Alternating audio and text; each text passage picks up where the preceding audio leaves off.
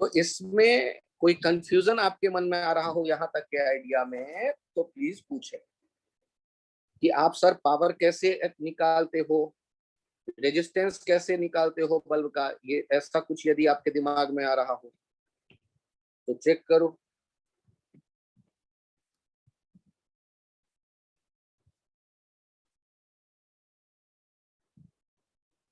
और आप यदि हाई वोल्टेज लगाओगे तो फ्यूज हो जाएगा, लो वोल्टेज लगाओगे तो डिम लाइट आएगा। ये कॉमन एक अपने डे टू डे लाइफ के एक्सपीरियंस से ध्यान रखें, और कैलकुलेशन से भी हमने देखा। और बल्ब जो खरीद कर लाएंगे हम 10 रुपये में, लेड बल्ब नहीं है, ये फिलामेंट वाला बल्ब है। लेड बल्ब आपके मिलता है 100-200 लगाते हैं आप पैसे तब, या 400 रुपये दें तब। लेकिन ये जो आपने बल्ब लिया है फिलामेंट वाला, उसके कहानी ये है।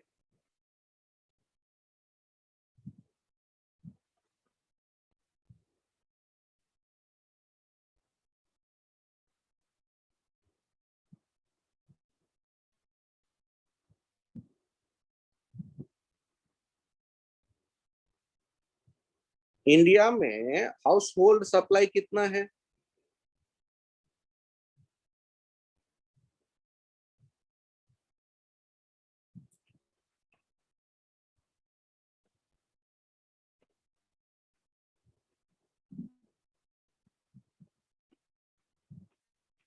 220 वोल्ट।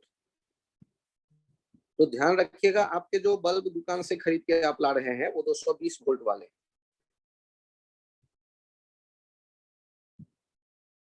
अब होता क्या है कि आपने बचपन से सुना भारतीय संपत्ति अपनी संपत्ति है, और आपने देखा कि कुछ लोग गए रेलवे में और उनको पसंद आ गया उसके लगे हुए बल्ब, और वो वहां से उतार लाए और घर में जलाते हैं। तो एकदम दीपावली मनाऊंगा मैं, सारी रेल की बत्ती निकाल लाऊंगा। होता क्या है कि भारत सरकार को भी ये बात पता थी कि भारतीय संपत्ति अपनी संपत्ति के चक्कर में दीपावली बाहर मनेगी, रेल तो गया, सबको फिर तो अपना लालटेन लेके भीतर आना पड़ेगा रेलवे में। तो उन्होंने जो रेलवे की डिजाइनिंग की है उसमें सारी जो सप्लाई है 110 वोल्ट की।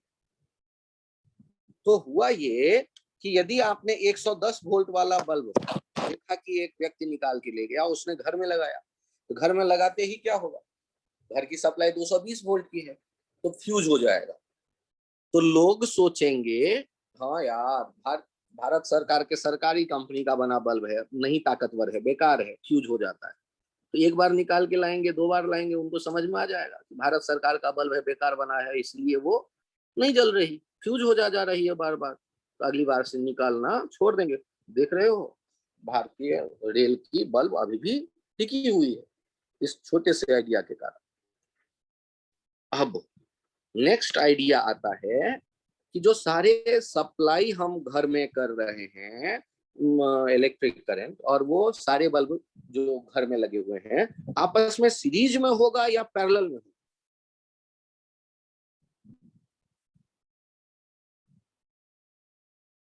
सोचो, यदि आपने हाँ कई बल्ब देखे तो उन सारे बल्ब के बारे में खास क्या है कि वो पैरेलल में जुड़ते हैं घर में।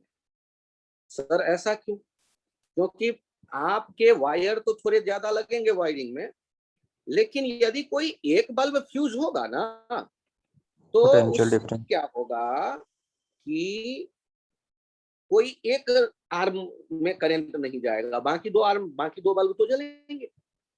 220 वोल्ट, 60 वाट, अरे 260 वाट, 220 वोल्ट बल्ब जो खरीद कर मैंने लाया है 220 वोल्ट। दूसरा P2 देखो, 100 वाट का भी एक बल्ब ले आया, 220 वोल्ट। और ये P3 भी देखो, 40 वाट का एक ले आया, 220 वोल्ट। अच्छा मुझे ये बताओ, ये जब तीन तीन बल्ब मैं जला के बैठूंगा घर में एक ही कमरे में, तो पावर कंजम्पशन मेरा ज्यादा होगा या कम? लाइट तो ज्यादा मिलेगा ही, 3-3 बल्ब जल रहे होंगे सामने। और पावर कंजम्पशन की बात मैं करूं तो पहला बल्ब कितना दे रहा होगा, 60 वाट। दूसरा, तो पी टोटल कितना हो जाएगा, पी टोटल हो जाएगा P1 plus P2 plus P3। Sir ऐसे कैसे आपने कर दिया? अरे भाई, सारे बल्ब को 220 वोल्ट मिल रहा है तो सारे बल्ब अपना मैक्सिमम चमक दे रही होगी। 60 वाट, 100 वाट, 40 वाट, तो मिल करके कितने हो जाएंगे पी टोटल जो कंजम्पशन हो रहा होगा, 60 प्लस 100 प्लस 40, 200 वाट। ध्यान रखिएगा, ये सिर्फ तब जब सबको वही वोल्टेज दिया गया है इनपुट जो बल्ब पे ठप्पा लगा हुआ है। मतलब घर में जो सारे बल्ब जल रहे हैं आपके, उसका टोटल कंजम्पशन देखना है तो सबके ऊपर लिखा पावर ऐड कर दो, वही टोटल कंजम्पशन हो जाएगा।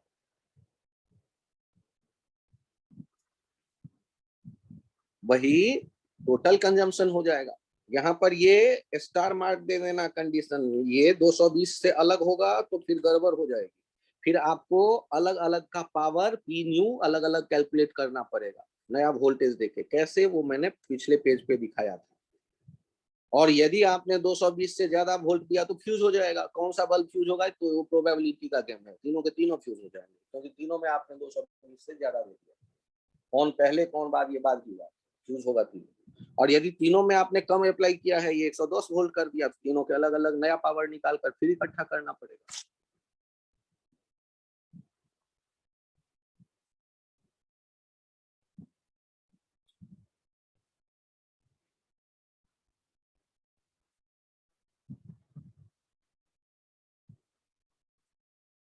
और ये पेज चेंज करूं? Yes sir. और सोचो, यदि हमने ऐसे E1 60 वाट भी 220 वोल्ट, और ये P2 100 वाट भी 220 वोल्ट, और ये जो है हमने इनको क्या कर दिया, सीरीज में लगाया, सप्लाई दिया 220 वोल्ट। ध्यान से देखना, वही पावर है, वही वोल्टेज है जो लिखा हुआ है बल्ब पे। अब यदि मैं पी टोटल देखना चाहता हूं तो क्या मैं कर दूं P1 प्लस P2? तो नहीं कर सकते, क्योंकि दोनों के क्रॉस जो है 220 वोल्ट अभी नहीं है सप्लाई। तो सर आप कैसे पता करोगे? In series. तो इन सीरीज क्या होता है, 1/P टोटल हो जाता है 1/P1 प्लस 1/P2। और ये तब जब सप्लाइड वोल्टेज वही हो 220 वोल्ट। और यदि ऐसा नहीं है तो हम क्या करते हैं, करंट निकालते और फिर उसके बाद अलग अलग नया पावर निकालते, फिर काम करते। सर एक बार ये तो बताना कि आपने ये लिख कैसे दिया। हाँ, अब उसकी कोशिश करता हूँ। ध्यान से देखिए इसका प्रूफ। यदि पी टोटल मैं चाहता हूं तो पी टोटल कितना हो जाएगा, I² R1 प्लस I²R2। यदि मैं इसको ऐसे कर दूं, पी टोटल 1/P टोटल, तो ये कितना हो जाएगा, 1/I² R1 plus R2। I² common ले लिया, और I के बदले क्या लिखते, I के बदले लिख देते 220/R1 plus R2 square into R1 plus R2। यहाँ 1/P टोटल है, न्यूमरेटर में कौन आ गया, ध्यान से देखना, R1 plus R2 upon 220 square. ये देखो कितना आ गया, R1 प्लस R2 220 स्क्वायर। ये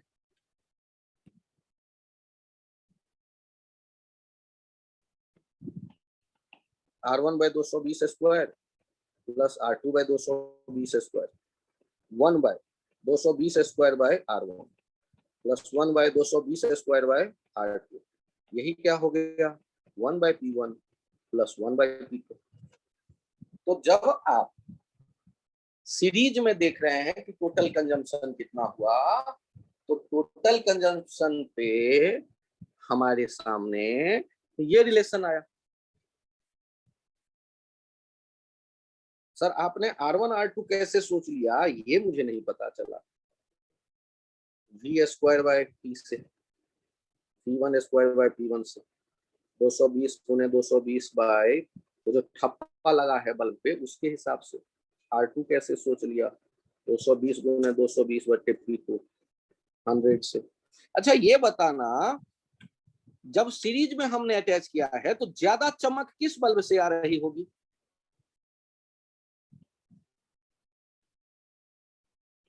दोनों में करंट एक जैसा है या अलग अलग? सर एक जैसा। सेम। तो पावर न्यू कैसे लिखोगे आप? पावर न्यू लिखोगे आई स्क्वायर, पावर न्यू लिखोगे आई स्क्वायर R1। तो जिसका रेजिस्टेंस ज्यादा होगा, तो किसका रेजिस्टेंस ज्यादा दिख रहा है, 60 वाट वाले बल्ब का या 100 वाट वाले बल्ब का? अरे फिलामेंट को देखो ध्यान से, किसका फिलामेंट का रेजिस्टेंस ज्यादा है? 220 60 वाट का। तो इसका मतलब ये हुआ कि वैसे तो बल्ब बनाया गया 100 वाट वाला ज्यादा रोशनी देगा, लेकिन जब आपने घर में लाकर अपनी अकल लगा दी, सीरीज में डाल दिया बल्बों को, तो अब ज्यादा रोशनी 60 वाट वाले से आएगा और कम रोशनी आएगा 100 वाट वाले से। कारण सोचो क्या? क्योंकि 60 और 100 वाट में रेजिस्टेंस दोनों में करंट सेम है, लेकिन 100 वाट वाले के फिलामेंट का रेजिस्टेंस क्या है, कम। तो उसमें से जो चमक आएगी वो कम। सर ऐसा कैसे?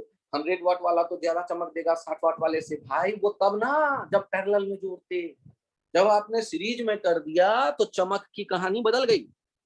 जो कम वाट वाला है सीरीज में वो ज्यादा चमक बिखेरेगी क्योंकि उसका रेजिस्टेंस ज्यादा है।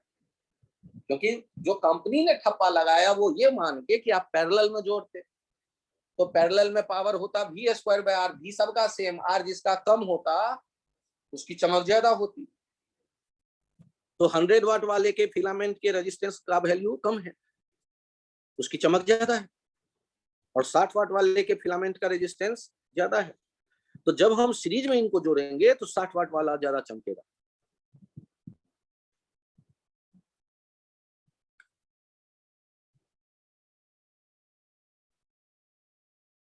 आपको यदि अजीब सा सिचुएशन दे दे तो बल्ब के ठप्पा जो लगा हुआ है उससे रेजिस्टेंस निकाल लो और अब उसके बाद सर्किट एनालिसिस करो जैसे करते थे, काम बन जाएगा।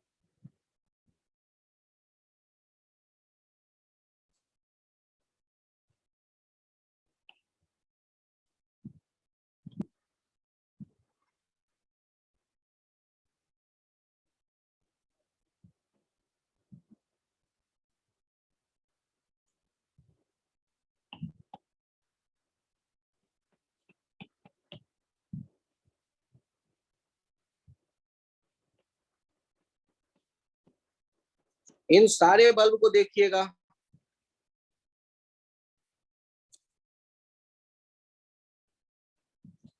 और इनमें तब आप सोचिएगा कि ज्यादा चमक कौन बिखेरने वाली है। सारे बल्ब को देखिए और इनमें ज्यादा चमक किसमें है? P Q R S T U।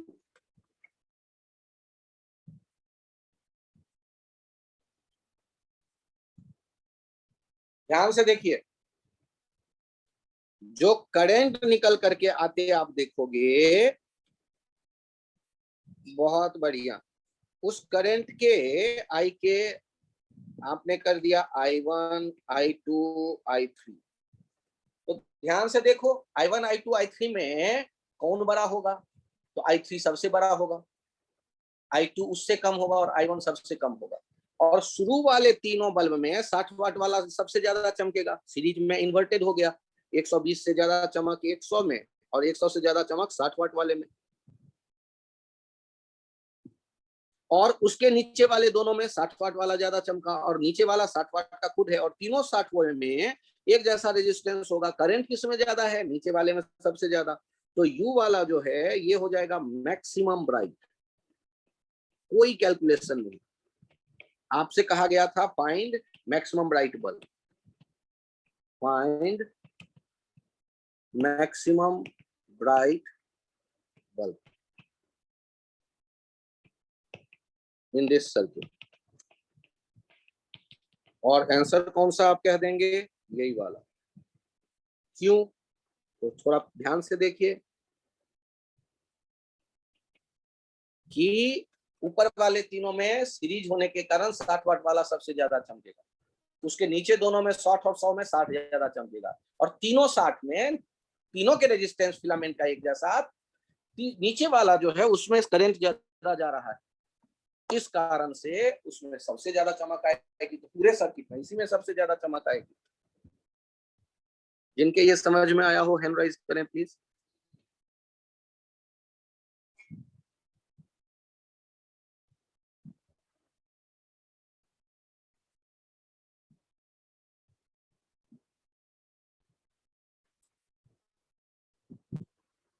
बहुत बढ़िया। आर्यन, सुशांत, स्वयं, अभिष्का, बहुत बढ़िया सुशांत।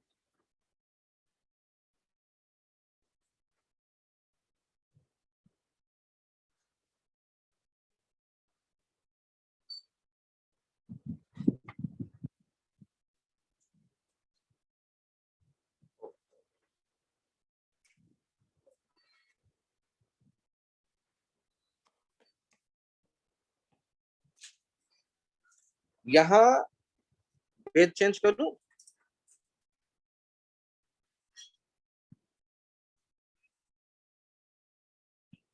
Yes sir.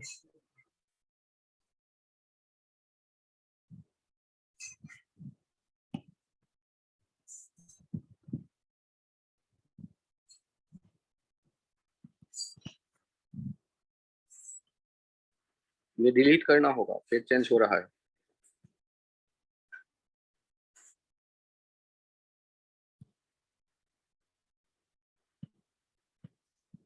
यहाँ मुझे एक छोटा सा पॉइंट और बताइए कि मैंने दो बल्ब ले लिए हैं, 60 वाट 220 वोल्ट, 60 वाट 220 वोल्ट, कंपनी का ठप्पा लगा हुआ है, और इन दोनों बल्ब को मैंने सीरीज में अटैच कर दिया है 440 वोल्ट से। तो क्या होगा? टिकेगा कि फूक जाएगा?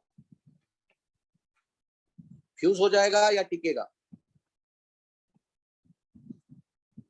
तो दोनों के रेजिस्टेंस एक जैसे हैं, तो दोनों में जो IR होगा वो एक जैसा होगा, क्योंकि ये सीरीज में है। तो इसका मतलब दोनों का V एक जैसा होगा, और दोनों के V डैश एक जैसे होंगे, तो ये हो गया 220 वोल्ट 220 वोल्ट। तो दोनों मैक्सिमम ग्लो देने वाली, ये भी काम करेगा ये भी करेगा, कोई दोनों में से फ्यूज नहीं होगा। लेकिन ट्रिकी हो जाता है क्वेश्चन यदि आपसे ये कहा जाए कि जो दो बल्ब हैं, इन बल्ब में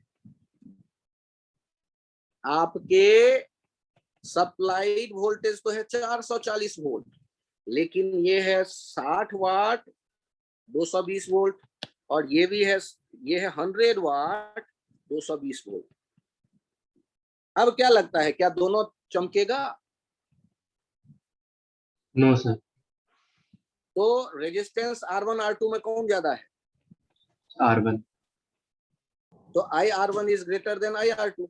तो यहाँ का जो V1 होगा और यहाँ का जो V2 होगा, उसमें V1 जो है ग्रेटर देन 220 हो जाएगा, और V2 लेस देन 220। क्यों? क्योंकि 440 के ही तो दो टुकड़े होंगे, और IR1 बड़ा है IR2 से। क्योंकि R1 बड़ा है क्योंकि 220 स्क्वायर बाई 60 होगा रेजिस्टेंस R1।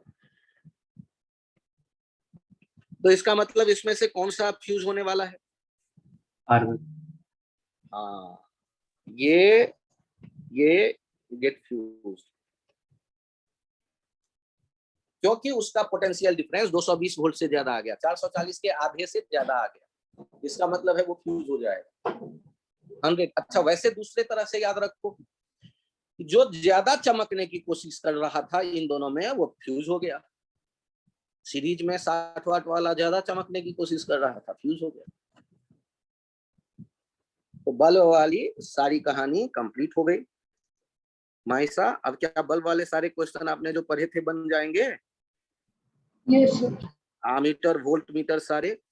अब आप लोगों का टारगेट है 80 तक चले जाना, रुकना नहीं है, बढ़ते चले जाओ 80 तक। ठीक है, बीच में गैप भी है, आराम से 80 तक आप लोग ट्राई कर लीजिए। Electric current. Thank you, bye bye.